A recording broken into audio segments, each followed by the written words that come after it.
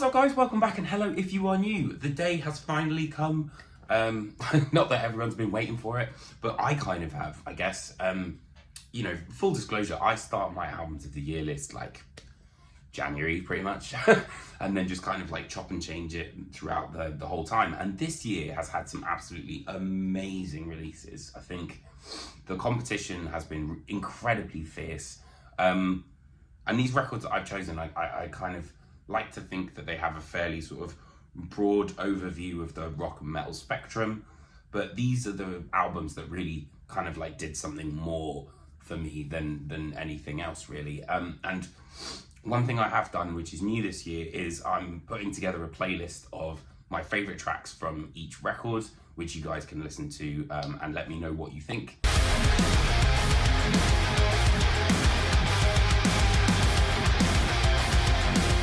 So the first album in my album of the year list is Spiritbox and Tsunami Sea. So after taking their time and really kind of honing in on what the band wanted to do following Eternal Blue, Tsunami Sea appeared. Personally, I think this has a different sound for the band. It's more mature, straddles different genres, and I think really proves that, against my judgment, this band are absolutely massive now.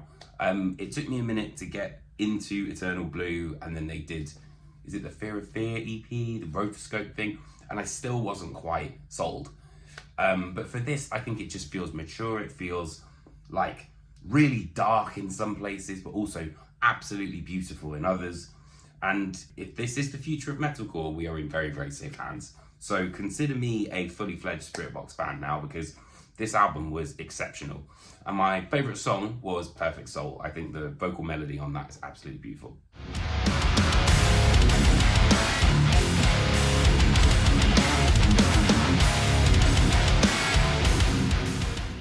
Coming up next, we have Malevolence with Where Only the Truth is Spoken.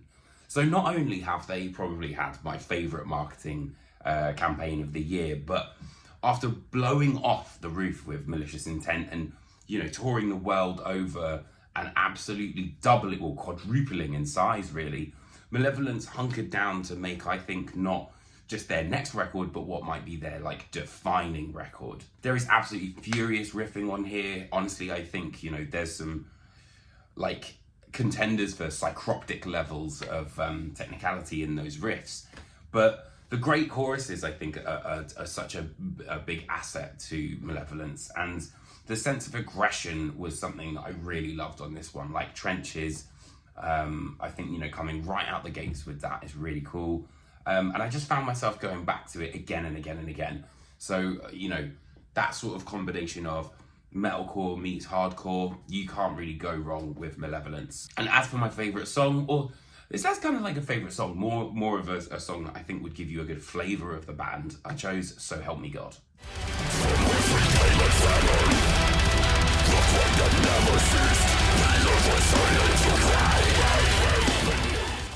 After that, we have Lorna and I Feel the Everblack Festering Within Me. So, capitalising off the success of Pain Remains, Lorna absolutely delivered. I think this record is Lorna in IMAX, as I kind of like mentioned before, but I think it was really the Pain Remains suite that really informed this album. I think, you know, that obviously struck a chord with a lot of people, and there was a huge amount of emotion in there, which more so I think than we've ever had from like this insane level of technicality, deathcore. But I just feel like the band are starting to really kind of like open things up. You know, you've got like Glenwood, for example, which has, or Unbreakable as well, which is like incredibly defiant. And I think this record totally takes you to a different place. It's incredibly cinematic. I will be interested to see how they change things up on the next record, because I don't know, like, you don't want to sort of ape the same thing too much, but as it stands, this is an absolutely brilliant record. I highly, highly recommend it, and my track that I'm going to recommend is Unbreakable.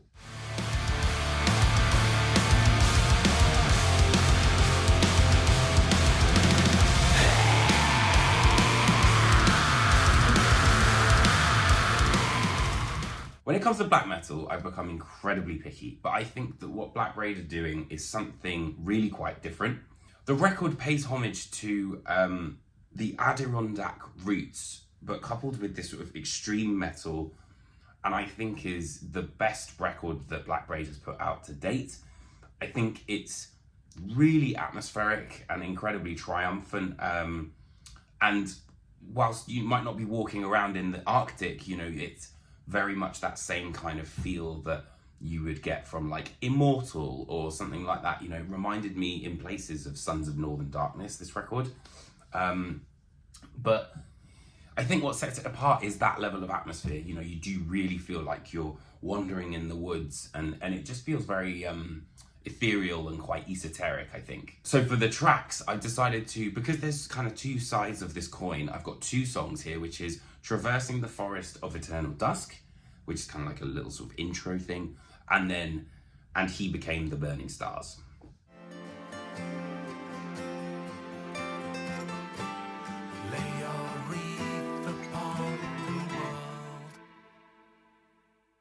Next up, we have the Gloom Dealers, that are Paradise Lost and their album Ascension. After 5 years, I think it's 5 years, Paradise Lost emerged from their Doom Chrysalis for a record that I think might be a favourite of theirs for me personally. The album has excellent melodies, it's incredibly well pieced together, and the songwriting kind of acts as like an amuse-bouche for their whole career. And it's very much kind of like a great cover letter if you're being introduced to Paradise Lost, basically. There are so many tracks on here which showcase, you know, moments. And I do wonder if the re-recording of Icon had something to do with this. But there's, yeah, you know, parts that reminded me of Faith Unites Us, Death Divides Us, or The Plague Within, or, yeah, Icon, Gothic. It's all here, really, but I think it sounds incredibly modern, very vital. Yeah, absolutely recommend that one. And the track that I would recommend is Lay Your Wreath Upon the World. It's so forlorn and solemn that I really think it has, I don't know, it just has that DNA of Paradise Lost.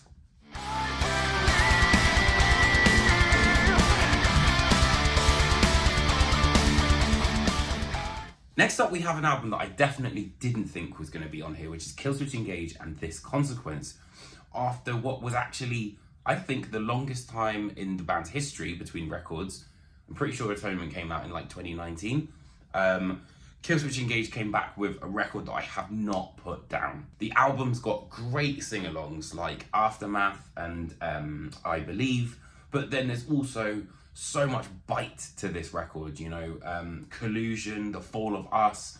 There's so much like aggressive attack, and I think there's more dissonance than the band have had before. And in all honesty, I think it's my favourite Killswitch record in a very long time. I think maybe Disarm the Descent might be sort of like up there as well. But yeah, it feels really vital, it feels really refreshing, and you know, it just shows that they are the kings of metalcore when it comes to that sort of stuff. As for the track, I chose I Believe because I think the chorus of this is absolutely brilliant. The songwriting of this song does what it needs to do. It comes in, says its piece, and then boom, it's gone. And I think, you know, it is... Killswitch have always had those massive songs, and I think this could easily stand toe-to-toe with them.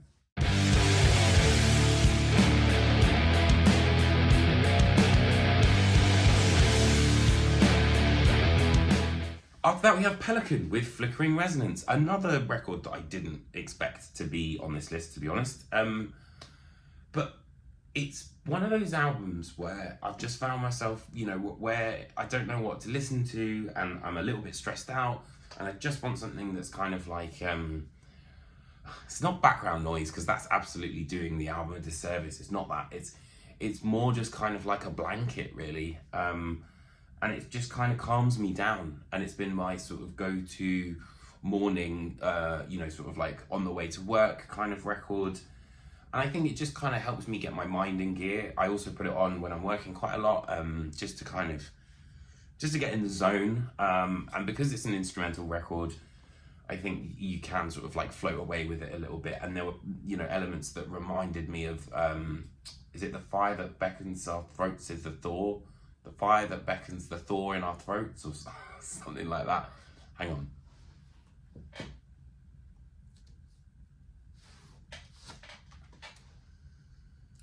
The fire in our throats will beckon the thaw. Great record.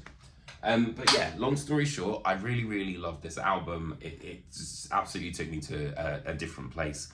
And the track that I'm going to recommend is Evergreen. I really love this song. Again, it kind of has that sort of nice warmth to it. And I think this is also the first release on Run for Cover, their new record label. So yeah, hats off, Pelican.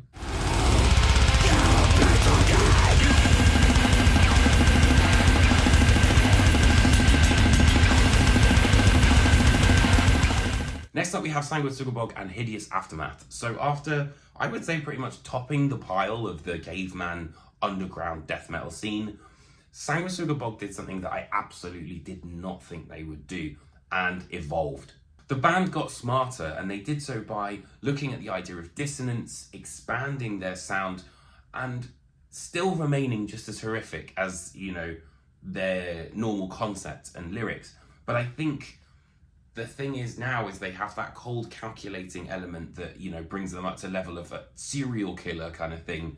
And this album just feels so punishing, so grim, and unrelentingly evil in places, which I loved.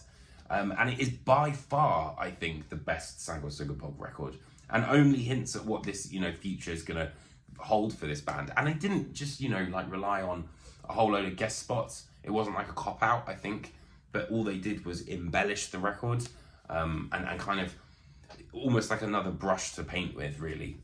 So yeah, massive record. I love that one. And as for the track, I'm going to go with Semi-Automatic Facial Reconstruction, which features Travis Ryan of Count Decapitation. It's a great tune. I think it showcases that sort of experimental edge of the record as well, but also is just an absolute ass beater. Next up, we have an album that I'm so glad I listened to, because I did that massive list, you know, the one I did earlier on in the year, and that is Wake and the Return of Magik. This album is absolutely exceptional.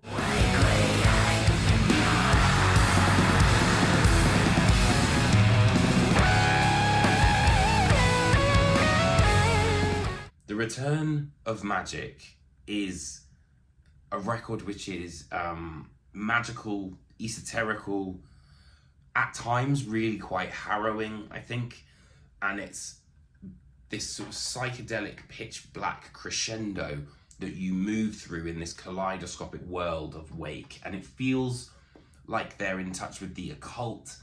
There's something inherently evil about this, and I haven't felt this way about records since, like, or maybe a band, since like Neurosis, you know, like Through Silver and Blood. I know that is like god tier album, but I really do think that, you know, Wake are a truly exceptional band. And I remember stumbling on them like ages ago. I think it wasn't Rest, but it was like maybe the album before, and thinking, oh, this is pretty cool, but I don't think I'd matured enough in like my tastes and stuff. And I just absolutely love this record. The track I chose is The Return of Magik. It is a 10-minute plus odyssey, going through so many different iterations, and I think that so many more people should be aware of Wake, because they are absolutely fantastic and easily a massive gem to be included on this list.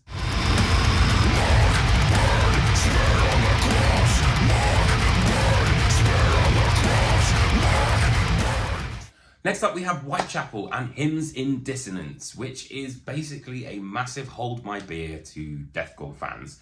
After flexing their sort of progressive muscles on Kin in the Valley, Whitechapel doubled down on that sort of level of extremity that I think makes them such a really quite volatile and brutal player in this world of deathcore. The record was the first to be produced by Zach Householder, who is in the band, and the concept revolves around a demonic cult and its leader and his quest to transport them to a new dimension using the 7 deadly sins. It might be, I know I kind of talked about Sanguisugabogg being evil, but this is like another level, man. This is Malevolence to its fucking core, like, no pun intended. It's just really inherently dark, evil. There's no real light, aside from like one solo at the end of the record where yeah, it kind of, but the sparing amount of use of melody and that sort of positiveness, I think really makes it stand out even more. And the track I chose is Hate Cult Ritual. It opens with this, we hunt, we kill, we hate, we conquer, and then it ends with mock, burn, spit on the cross, and it's just like the apex moment of how heavy this record gets for me.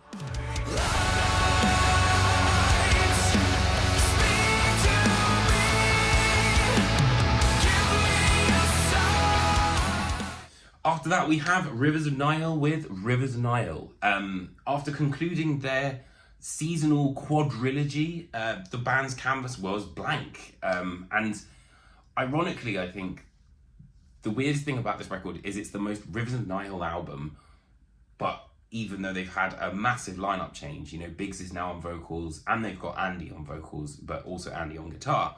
And if you're not familiar with Andy, he used to be in Blackbraid Initiate, another really, really great band. He's also the funniest dude ever. All the guys are, they're really good friends of mine. But honestly, I think they've expanded their sound more so than ever and used the multiple different vocal harmonies, I think, to the biggest effect on this record. That some tracks have more of a direct approach, you know, like Dustman, I think, or American Death, which is like absolute decapitated worship. I love it with that. But yeah, it's totally kind of turns a bit of left field in that song as well. But I feel like they haven't compromised on that sort of heaviness, but have expanded their sound massively on this record. So a huge props to you guys. The track I've chosen is House of Light, and it's absolutely exceptional. I think it showcases these vocal harmonies perfectly. And yeah, congratulations guys, absolutely fantastic record.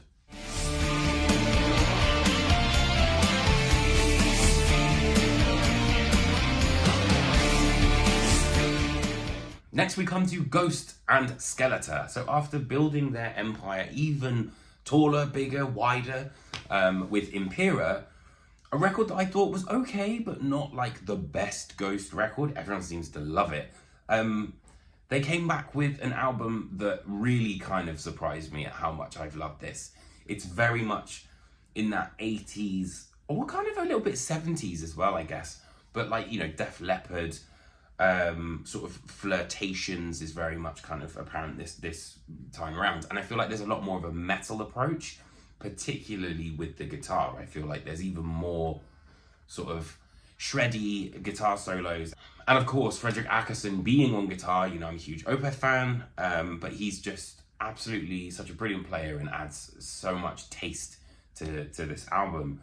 And really, it's just a record that I've just found myself coming back to a lot this year. I think it is made to be played in arenas. You know, these songs sound larger than life. But even the songs which I would have thought were like a bit of a deep cut, when I saw them, like when they played Umbra, was absolutely amazing. And I can't wait to hear Peacefield. And I also think the unsung hero of this record is very much the bass. I think the bass really carries this record. And I think that, you know, Ghost are poised to really start taking over the world. They've been, you know, hinting at it for a while, but now I think is really their time.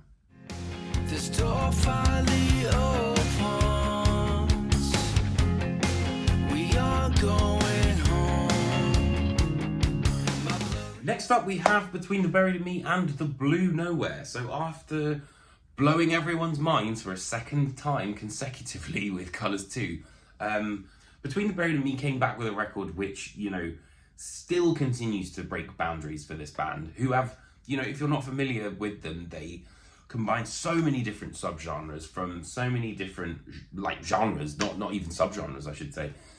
It's not a specific concept record per se, but the album is based around the idea of this hotel, which is the Blue Nowhere, and it's quite an abstract idea, I think. I had an amazing chat with a good friend of mine, Tommy, from the band. And I think, you know, this record really sort of had a bit of a Pink Floydian aspect for me. It's a record that is just as cinematic as it is bombastic. You know, the title track is alone, I think one of the best songs that came out this year. And it was just a record that I absolutely loved. You know, it's not easy to keep doing this, you know, and continually like reinvent yourself. And, you know, I saw a couple of people say, oh, you know, it's like between Buried and Me, Paint by Numbers, but I massively disagree. I think there's loads of different things that the band have done on this album, and they've, you know, really pushed themselves forward, and I cannot wait to see it live in February as well. And so the track I chose for this is The Blue Nowhere, the title track, because it's just brilliant, man. It's so cinematic. It has that sort of like yacht rock feel, which I really, really love. And yeah, it just made me think of like Bryan Adams in places, which is not something I would have ever associated with Between Buried and Me. What time has gone, we thought it just begun. Look, here we breathe. After that, we have Testament and Parabellum. So 6 years after Titans of Creation, and that was actually my last interview that I did in person before COVID. Wow, that's crazy. Yeah, Testament returned with a record that is, you know, absolutely raucous, aggressive, progressive, but also quintessentially Testament, which I don't think many bands can say being this far into their career. Here, the band, I think, really flexed their creative muscles and incorporated, you know, elements of black metal, death metal, but also within musical concepts that are firmly established within their sound. I also loved the topics of this album. You know, it was about AI, like people's relationship, well, humanity's relationship with the earth, different sort of technological advancements in like the military, sort of like paranormal happenings. It was all kind of things that really like tick all the boxes for me conceptually. And honestly, I think that for my money, this might be the best Testament record since Formation of Damnation, which was very much my intro to Testament. And then I kind of went back and, you know, did the New Order, Practice What You Preach, all that sort of stuff, basically, and the Legacy, of course. Yeah, absolutely, really, really brilliant record. And the track I've chosen is Meant to Be, because I think this is such a fantastic ballad a la, you know, Return to Serenity, but really gives you a flavour for all the different ideas that are on this absolutely fantastic record.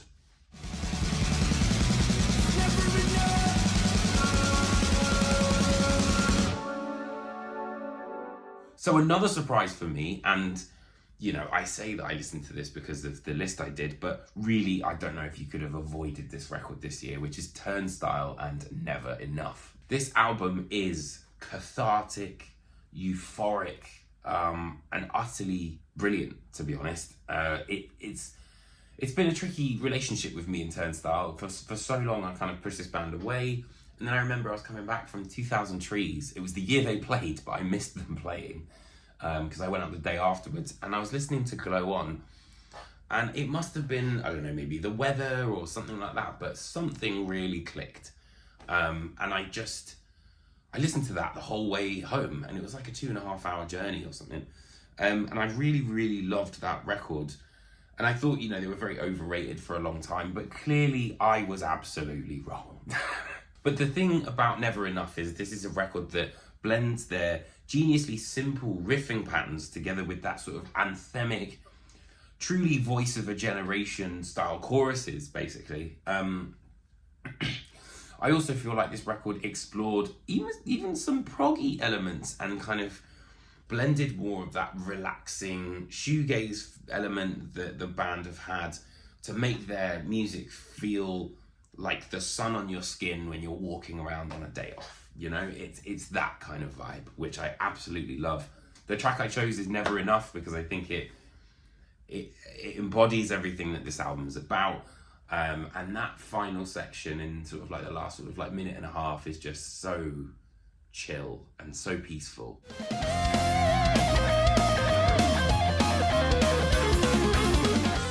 Next up, we have an album that I have technically been listening to since December last year, and I still find it just as brilliant, which is Dream Theater and Parasomnia. So the big deal about this album is this is the first record to feature Portnoy after his departure.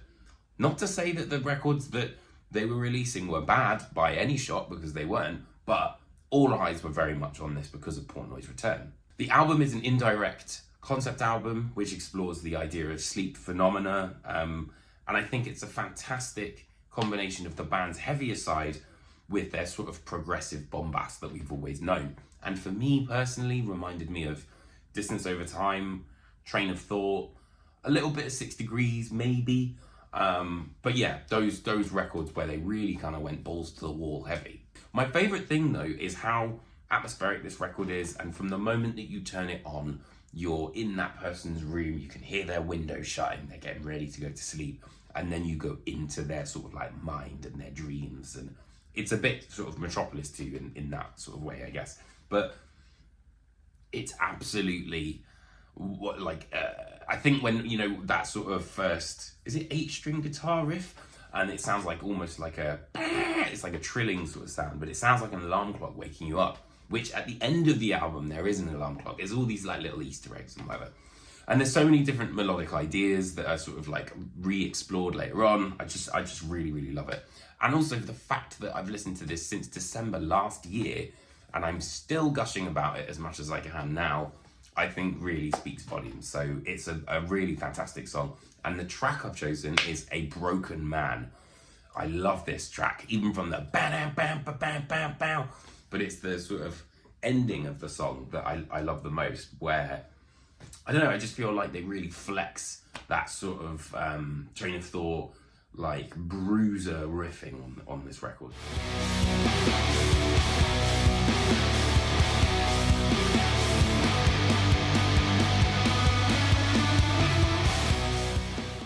After that, we have Agriculture and the Spiritual Sound, a band I had never heard, well, I'd heard of them, but I'd never actually listened to them.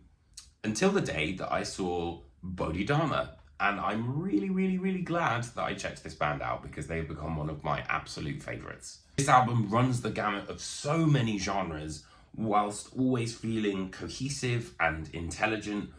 It's a record that talks about really current affairs, and you know, its themes are very pertinent to, I think, the world that we're living in at the moment. I had Leah and Richard on the channel, and it was one of my favourite interviews. I absolutely loved chatting to both of you, if you're watching this.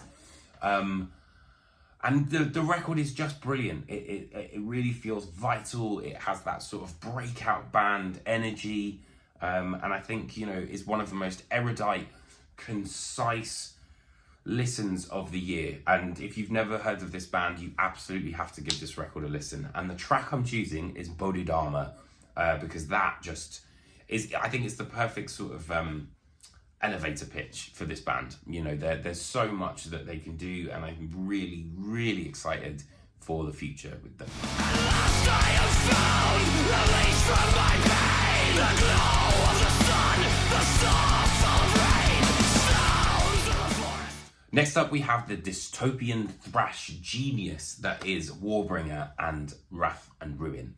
Easily one of my favourite records this year. I think that 5-year break between this and Weapons Tomorrow served a huge amount of good, and this record embraces elements of thrash, death metal, prog at times, I think. And conceptually, Warbringer, I think, has always had something that elevates them above the normal thrash troupe for me, which is John Keevill's absolutely fantastic lyrics. And I think, you know, the ideas of techno-feudalism and kind of facing this reality that for a while felt like it was in the distant future, but now is very much on our doorstep, is really quite terrifying.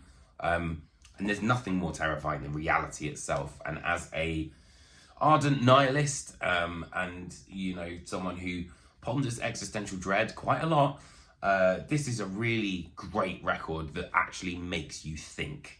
I also think that these are some of the best lyrics that Keevill's come out with. Like, A Better World is absolutely genius. It completely gets that feeling that I feel sometimes, you know, like, and I'm sure so many other people feel. But for the track, I decided to go with Cage of Air, because this is something I absolutely did not predict. It's progressive, it moves into like death metal in places. It has that sort of Pink Floyd like intro spoken word section.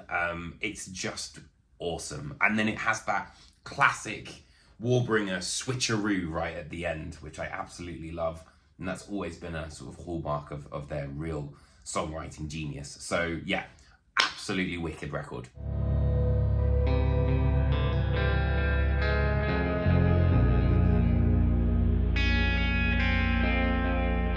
After that, we move to New York and enter the world of Imperial Triumphant's Goldstar. After dropping my album of the year in 2022, that was Spirit of Ecstasy, the band wasted no time in going back to the studio. And what came out was, I think, Imperial Triumphant's best release to date. It is absolutely fantastic. It is a succinct voyage into the excess of the world of like New York City and their sound.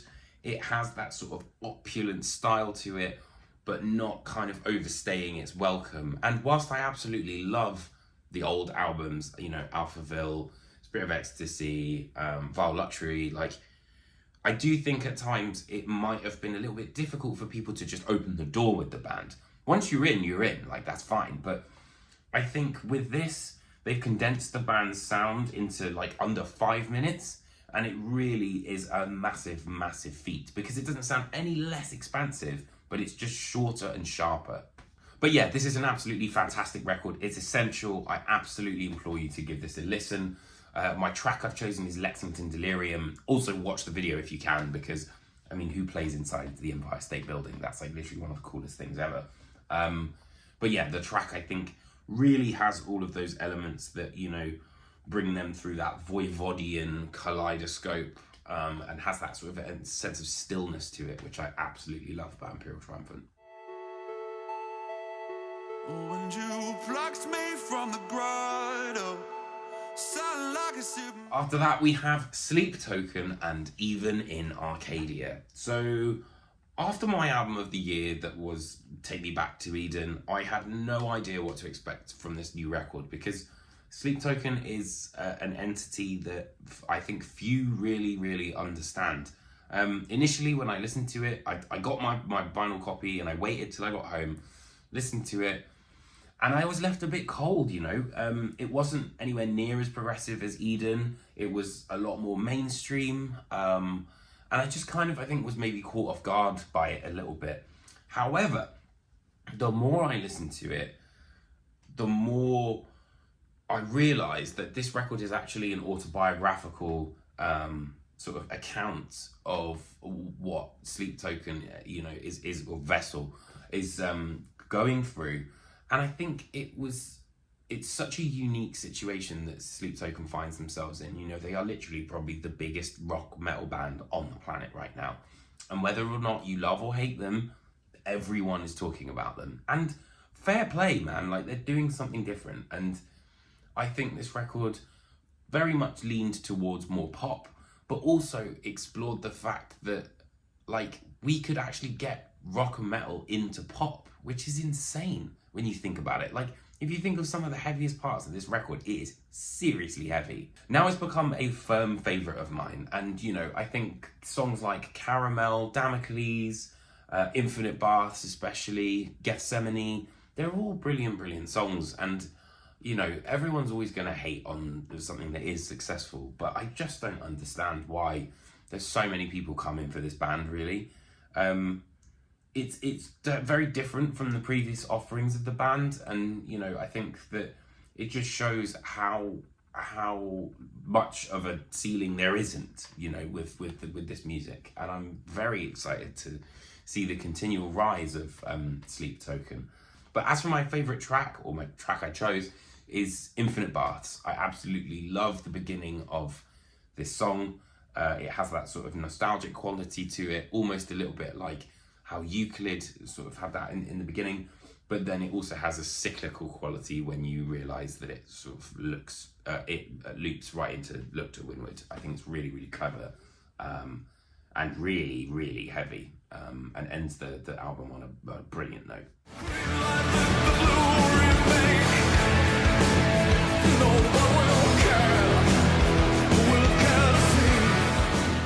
Next up, we have AFI with Silver Bleeds the Black Sun. So reinvention at its finest. After 2021, I think it's 2021's Bodies, The band were armed with a new label in the form of Run for Cover, and released a record which absolutely doubled down on the sort of gothic tendencies of the band.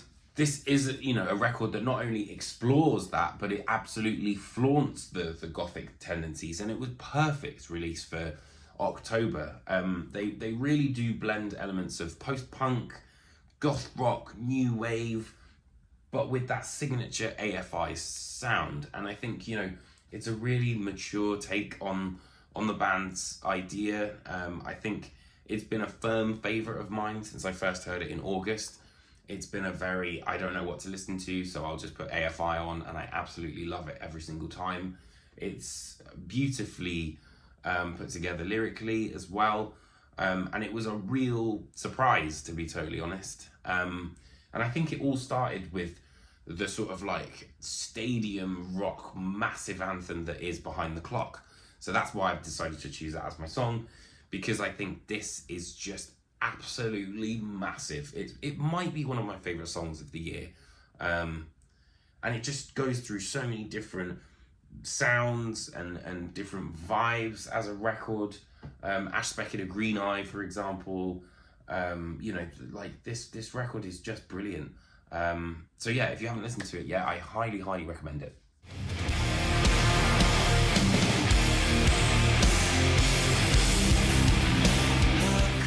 So, full disclosure, I have never ever got Deftones until this year, and it hit me very hard. Obviously, I'm talking about Private Music, which is their new album. I have finally realised that this band are truly pioneers of absolutely exceptional music. You know, they returned to the studio with Nick Raskulinec's, which I think was the first time they did that since Koino Yokan, if I'm not mistaken.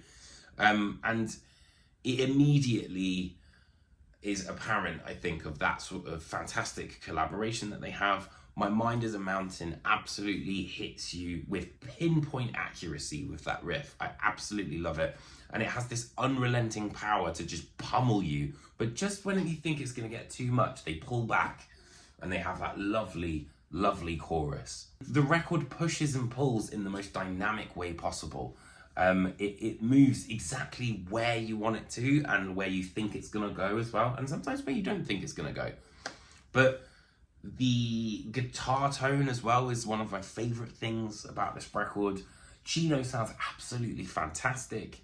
Honestly, like, I just really love this album, and I absolutely did not expect to say that Deftones were in my top 5 albums of the year, but it's an absolutely brilliant record.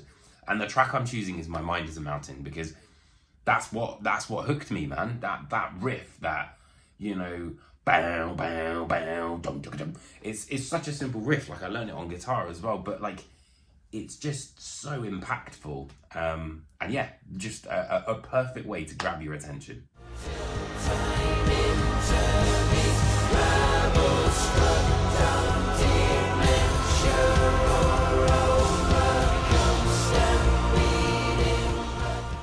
Next up, we have Steven Wilson and The Overview. So, using space as his canvas for this new album, The Overview is a 2-track album of epic proportions. Think Interstellar without the insane level of physics needed, and as a prog album. And you're kind of nearing The Overview. So, thematically, it tackles the idea of the overview effect, which is basically the significant change in perception and understanding, I think, of the world that astronauts have when they see Earth, you know, in space for the first time. And whilst it is also drenched in wild escapism, you know, like looking up at the stars, it is also very much kind of fiercely relatable to us little sort of ants down here on planet Earth. It's a brilliant, exciting, out-of-this-world look into, you know, the questions that kind of keep me up at night as well, which I absolutely loved. So for this one, because you're kind of meant to experience it as a full thing, I've just said, just listen to The Overview, man. Just listen to the 2 tracks, because there's so much dynamic difference within each song, and they're like 20 minutes long. So yeah, maybe skip this one if you don't want to listen to a full album.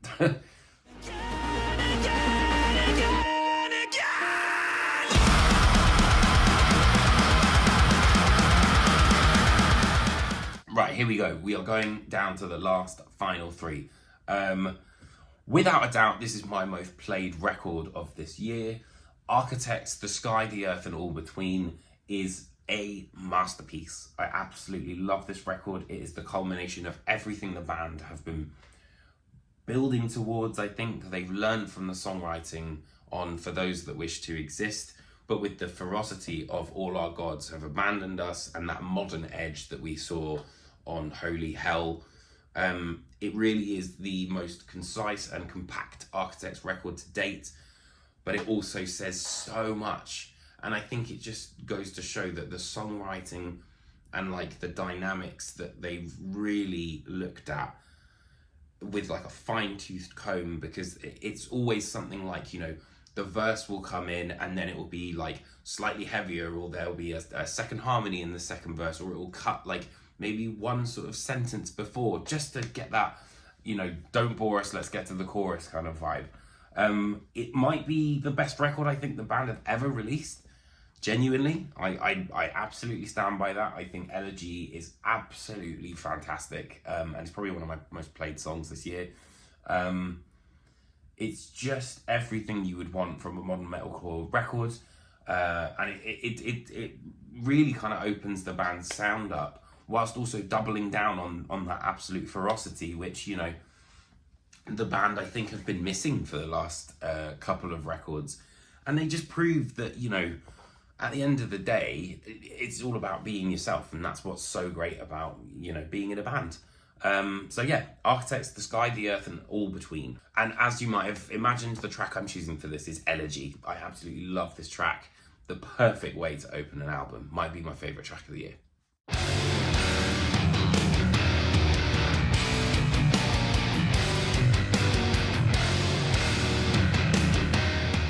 Next up we have number 2, which is Revocation and New Gods, New Masters. And this has been really tricky. For a while, it was my album of the year, definitely. Revocation's albums are always pretty solid, but there are some ebbs and flows at times, and this record is perfect. There's no notes I could give about this record. The concept is absolutely brilliantly thought out, terrifyingly relevant as well, and theatrically portrayed using a host of guest spots that only embellish the record. Lyrically, I also think this might be the most mature Revocation record to date. You know, Dave Davidson did the production. Again, the artwork is absolutely spot on. It's just like every part of the puzzle combined at the perfect time for this album. If you haven't listened to this album and you're a Revocation fan, you are doing something wrong, man, because this is such a fantastic record. For my money, it could very easily be my album of the year as well. I feel like these two records are very much kind of like joined at the hip, to be honest. But yeah, I can't recommend this enough.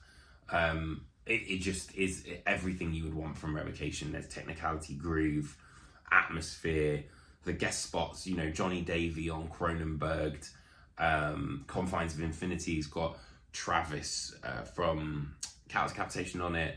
Buried Epoch has got Luke LeMay. Guy-Led Hexelman is on the All Seeing. It's just brilliant. It's absolutely fantastic. It's an exceptional record.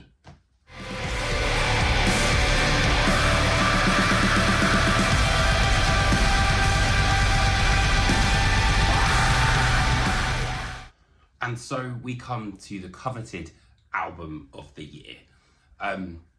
It's been really, really close, I'll be honest. It's been really close between Revocation and this album, but I listened to both recently, and literally one after the other.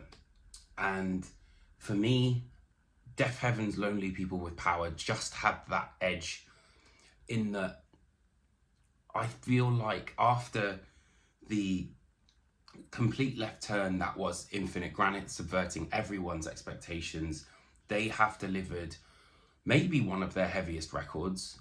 So not only have they doubled down on what they've been able to do, but because they had that element of experimentation on Infinite Granite, it has just given them even more to like absolutely wow everyone. I'm speechless every time I listen to this record, honestly, because, you know, as much as I have loved New Bermuda, Sunbather, Ordinary Corrupt Human Love, like, it doesn't quite flow as perfectly as this record, you know, from the incidentals, which create that sort of atmospheric kind of halcyon haze-like kind of world, but then it smashes you down with tracks like Magnolia or Doberman or Revelator. Revelator itself is just absolutely savage. And I want to give a massive shout out to the drumming on here. Dan Tracy is absolutely insane on this record. And I think, to be honest, the whole band are just absolutely brilliant. George sounds nastier than ever. The production on here is absolutely perfect. It allows for every element of Deafheaven and all their different sort of crystalline subgenres to shine through so beautifully.